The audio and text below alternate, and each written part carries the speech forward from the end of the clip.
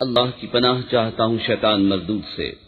اللہ کے نام سے شروع جو نہایت مہربان رحمت والا۔ اللہ کے نام سے شروع جو بہت مہربان رحم والا۔ قسم ان کی کہ سختی سے جان کھینچیں اور نرمی سے بند کھولیں اور آسانی سے پیریں، پھر آگے بڑھ کر جلد پہنچیں، پھر کام کی تدبیر کریں کہ کافروں پر ضرور عذاب ہوگا جس دن تھر تھر آئے گی تھر تھر آنے والی، اس کے پیچھے آئے گی پیچھے آنے والی، کتنے دل اس دن دھڑکتے ہوں گے، آنکھ اوپر نہ اٹھا سکیں گے۔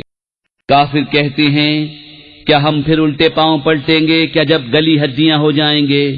بولے یوں تو یہ پلٹنا تو نرا نقصان ہے، تو وہ نہیں مگر ایک جھڑکی جبھی وہ کھلے میدان میں آ پڑے ہوں گے۔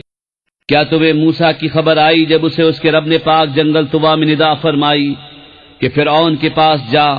اس نے سر اٹھایا، اس سے کہہ کیا تجھے رغبت اس طرف ہے کہ ستھرا ہو اور تجھے تیرے رب کی طرف راہ بتاؤں کہ تو ڈرے؟ پھر موسیٰ نے اسے بہت بڑی نشانی دکھائی، اس پر اس نے جھٹلایا اور نافرمانی کی، پھر پیٹ دی، اپنی کوشش میں لگا تو لوگوں کو جمع کیا، پھر پکارا، پھر بولا میں تمہارا سب سے اونچا رب ہوں۔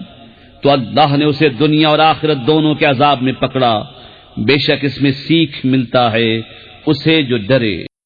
کیا تمہاری سمجھ کے مطابق تمہارا بنانا مشکل یا آسمان کا؟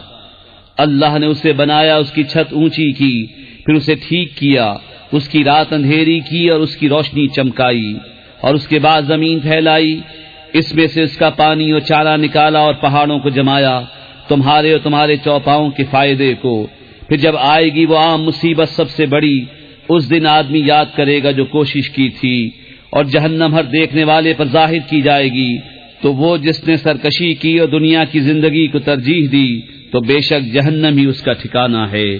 اور وہ جو اپنے رب کے حضور کھڑے ہونے سے ڈرا اور نفس کو خواہش سے روکا تو بے شک جنت ہی ٹھکانہ ہے۔ تم سے قیامت کو پوچھتے ہیں کہ وہ کب کے لیے ٹھہری ہوئی ہے؟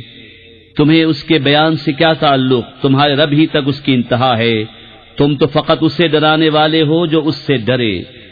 گویا جس دن وہ اسے دیکھیں گے دنیا میں نہ رہے تھے مگر ایک شام یا اس کے دن چڑھے۔